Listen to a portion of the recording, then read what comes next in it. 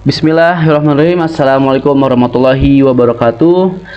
Perkenalkan, kami dari kelompok Sulfaya Smart. Di sini kita akan mempresentasikan tugas besar UTS yang mengenai sistem informasi perpustakaan universitas.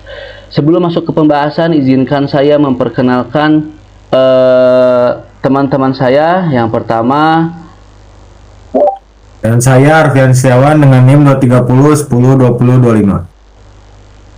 Saya Makuin Sandarajat dengan NIM 230 10 20 70.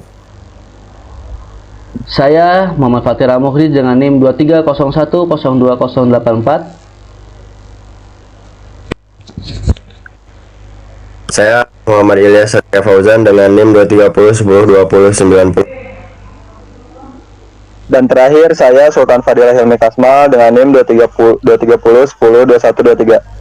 Oke, kita lanjutkan ke latar belakang mengenai studi kasus ini. Perpustakaan universitas merupakan fasilitas penting yang berfungsi sebagai pusat informasi bagi mahasiswa dan dosen. Namun, banyak perpustakaan masih menggunakan sistem manual dalam memproses peminjaman, pengembalian, dan pengelolaan data buku. Sistem manual ini menimbulkan berbagai kendala seperti antrean panjang, keterlambatan pelayanan, serta tingginya risiko kesalahan pencatatan. Selain itu, proses pelaporan menjadi lambat karena harus direkap secara manual. Oleh karena itu, dibutuhkan sistem informasi perpustakaan berbasis komputer yang mampu meningkatkan efisiensi, akurasi data, dan kualitas layanan kepada perpustaka. Selanjutnya, ada deskripsi studi kasus, di mana studi kasus ini berfokus pada perpustakaan universitas yang memiliki ribuan koleksi buku dan melayani banyak mahasiswa serta dosen setiap hari. Melalui sistem informasi perpustakaan, anggota dapat mencari ketersediaan buku, melihat lokasi rak, mengecek riwayat peminjaman, serta memantau status denda secara mandiri. Sementara itu, admin perpustakaan dapat mengelola data buku dan anggota, memproses peminjaman dan pengembalian, serta menghasilkan laporan dengan cepat dan akurat. Selanjutnya, Di sini ada identifikasi masalah. Masalah utama yang ditemukan adalah kesulitan mahasiswa dalam mengetahui ketersediaan buku tanpa bertanya langsung kepada petugas. Antrean panjang terjadi karena proses pencatatan yang masih menggunakan sistem manual. Selain itu, data peminjaman sering tidak akurat atau tidak sinkron, dan perhitungan denda seringkali salah karena dilakukan secara manual.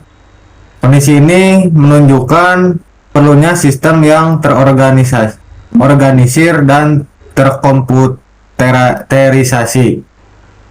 Selanjutnya itu ada kebutuhan pengguna. Pengguna atau perpustakaan membutuhkan fitur login, pencarian buku berdasarkan judul, pengarang, atau penerbit, serta akses untuk melihat detail buku dan status ketersediaannya. Pengguna juga perlu dapat memantau buku yang sedang dipinjam, tanggal jatuh tempo, riwayat peminjaman, dan informasi denda secara langsung melalui sistem. Lalu selanjutnya Adalah kebutuhan admin. Jadi admin itu membutuhkan sistem yang dapat digunakan untuk login sebagai pengelola. Terus bisa melihat statistik layanan perpustakaan, lalu mengelola data koleksi buku dan juga data para anggotanya, serta memproses transaksi peminjaman dan pengembalian dengan cepat. Sistem juga harus mampu memperbarui stok buku secara otomatis dan menghasilkan laporan sirkulasi, pengembalian, dan denda secara lengkap.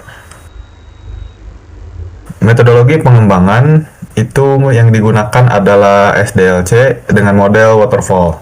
Tahapan ini dimulai dari analisis kebutuhan, desain sistem, termasuk DFD, RD, dan rancangan antarmuka. Implementasi, pengujian menggunakan metode black box, penerapan sistem, hingga pemeliharaan berkala. Model ini dipilih karena alurnya yang sistematis dan cocok untuk proyek yang kebutuhan awalnya sudah jelas. Selanjutnya, Oke, di sini saya akan menjelaskan mengenai DFD dan ERD-nya. Next.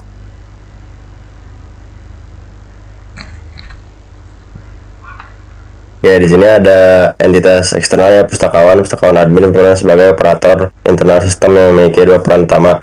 Pertama, pustakawan memberikan input berupa data buku, data anggota, data transaksi peminjaman ke sistem. Kemudian sistem memproses data tersebut dan mengembalikan output kepada pustakawan berupa laporan peminjaman, laporan denda, dan informasi stok buku.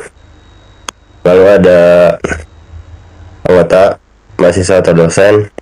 Anggota mahasiswa atau dosen itu merupakan pengguna eksternal sistem yang berinteraksi melalui penelusuran dan permintaan informasi, lalu nanti dikirim ke sistem intinya, sistem informasi perpustakaan gitu. Lanjut ke IAD-nya, Mas.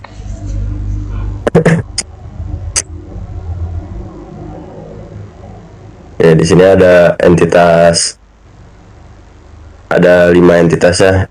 Yang pertama ada entitas anggota, mempresentasikan data pengguna perpustakaan yang terdiri dari mahasiswa dan data dosen. Lalu entitas pustakawan yang menyimpan informasi petugas perpustakaan yang mengelola sistem. Lalu entitas buku merupakan entitas yang menyimpan informasi koleksi perpustakaan dengan ID buku sebagai pemiliki. Lalu entitas peminjaman adalah entitas yang mencatat setiap transaksi peminjaman buku oleh anggota. Entitas detail peminjaman adalah entitas yang menyimpan rincian detail setiap transaksi peminjaman. Dan relasinya adalah kebanyakan hubungannya satu ke banyak ya teman-teman ini. Oke, selanjutnya Ini ada sketsa dari aplikasi yang akan kami kembangkan. Di sini ada aplikasi dari admin. Di admin tersendiri, pertama nanti dibutuhkan login terlebih dahulu untuk masuk ke perangkat adminnya. Lalu di sini ada tampilan untuk menu-menu yang ada di admin. Seperti di sini ada bagian untuk buku, anggota, dan juga yang lainnya. Dan di sini ada menu utamanya. Admin dapat mengelola buku, mengelola user, data buku yang dipinjam, dan juga laporan dari perpustakaannya. Dan di sini admin dapat menambahkan buku dengan mengisi input-input yang telah disediakan dari sistem aplikasinya. Dan yang terakhir di sini admin juga bisa mengelola peminjamannya apabila user telah mengembalikan buku yang telah dipinjamnya. Lanjut ke user. Nah, untuk di user di sini tidak seribet yang ada di admin. Karena di sini user bisa login terlebih dahulu. Setelah user login, user bisa memilih buku yang akan dipinjam melalui bar search ataupun bisa dari koleksi buku. Lalu akan bisa dilihat status buku yang akan dipinjamnya. Lanjut. Selanjutnya ini ada daftar pustaka yang kita gunakan, ada dari 3 jurnal ya, sistem informasi perpustakaan, analisis perancangan, dan juga perancangan sistem informasi data kelola teknologi informasi perpustakaan. Cukup sekian yang bisa kita sampaikan. Mohon maaf bila ada salah kata. Terima kasih. Wassalamualaikum warahmatullahi wabarakatuh. Izin.